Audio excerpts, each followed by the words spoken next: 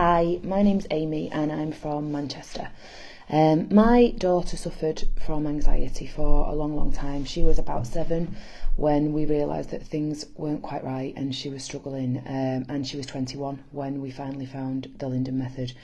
So that's a long time of her living with anxiety and suffering from it, and all the dark times that brought with it. And I will tell you a little bit more about how she suffered as we go on. But what I also want to talk to you about is how that affected me.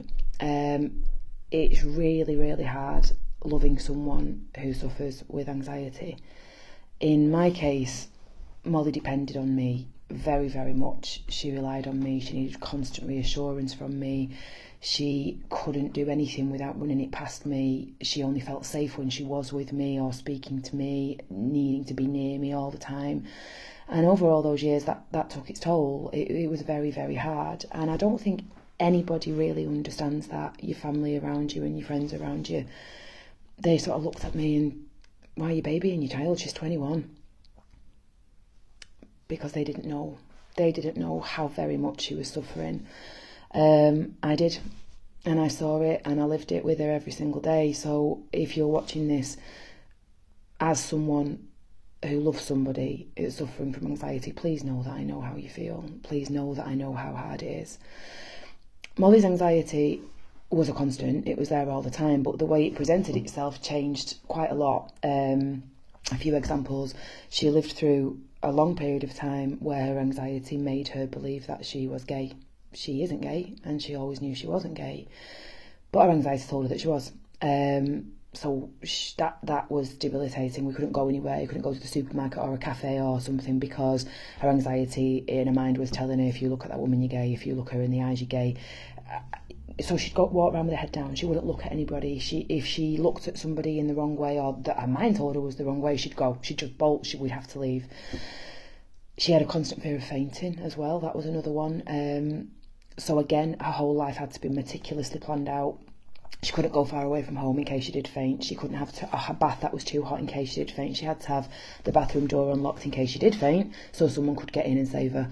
She had to have snacks in a bag with her wherever she went to try and keep her blood sugars up, because she was convinced if she didn't do that, she was going to faint. She had an overwhelming fear of people touching her nose, because she believed if you touched her nose would bleed.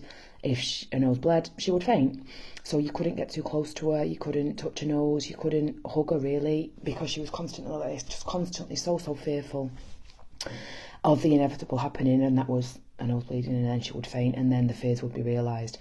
Feeling of being trapped. She couldn't go anywhere. She had to have an escape route from wherever we went, so that meant no holidays, no getting on a plane. She booked and paid in full for 2 holidays that she had to cancel because she just could not get on the plane. Couldn't go in a car for long distances, certainly couldn't get in the back seat of a car, couldn't get on a train. So her world was just so small and getting smaller. I think the most scary part for me, the most terrifying time for me, was Molly and I with our dog were out on a walk, and she was really struggling at this time, and I asked her what are you most scared of, and she said, I genuinely feel that I am losing my mind. I really truly believe that I am going mad, and I also need you to know that I feel like I'm not going to be here for very much longer. Can't even tell you. My blood just ran cold, because for me that's my daughter telling me that she's not going to be alive for very much longer, and I genuinely believe to this day that she had plans to take her own life, and I'll never ever be able to put into words what that did to me as her mother. Sorry. So I paid to go to see a psychiatrist privately, to pay for Molly to go and see a psychiatrist privately.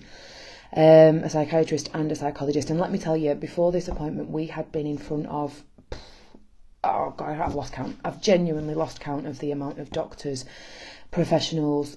As a child, she was under the care of CAMS. We had CBT therapists coming around to the house. We had all sorts of people, psychologists, psychotherapists, talking therapies, everything, you name it, we've been there. Nothing ever changed. Nothing ever changed. There was never any concrete diagnosis even. There was no answers ever given. There was nothing. So every time you're coming away from this feeling worse, What's wrong with me? Why is there no answer? Why can't they tell me what's wrong with me? Why can't I be fixed? All the time, for all of those years. This psychiatrist diagnosed her with OCD, and that was something we hadn't heard before. Perversely, we were glad, I think, because we had an answer. So when you have an answer and it's got a label and it's got a name, well, surely there's you know how to deal with people with OCD. Surely I can be fixed. Apparently not. It was, yeah, you've got OCD, but there's nothing you can do. There's nothing you can do. This is your life. You have to live with this. That's like the biggest slap in the face, isn't it? That was it. You're never, ever, ever going to get better. That must have been an awful, awful feeling for her. It wasn't very long after that, maybe a week or two after that, that I first heard of and discovered about the Linden method. I was on Facebook and I'd seen a testimonial video from Linda Robson, the actress from Birds of a Feather, and she was talking about her son who suffered with anxiety. And as I was watching this video, I was like, oh my God, that's me. That's my life. And the way she was speaking about her son, that was my daughter's life. And I shouted Molly in, I couldn't believe it. And I said, look, you've got to watch this. And she was really angry. She was really, really angry. And I guess I could understand why, because she said, how can that person last week have told me this is what you've got and there's no way out of it, you're going to have to learn to manage it, yet these people now are saying you can live an anxious-free life. So she was confused and she was frustrated and really quite upset by the whole situation. And I said, well, I think we should go. I really think we should give this a try. It took her a while to come round to the idea herself, but in the end she said, you know what, yeah, I do want to go. And she was scared to go. She was really, really scared to go, because for her that was her last resort. Nothing else had ever worked, so why was this going to, you know? And if this didn't work, what then?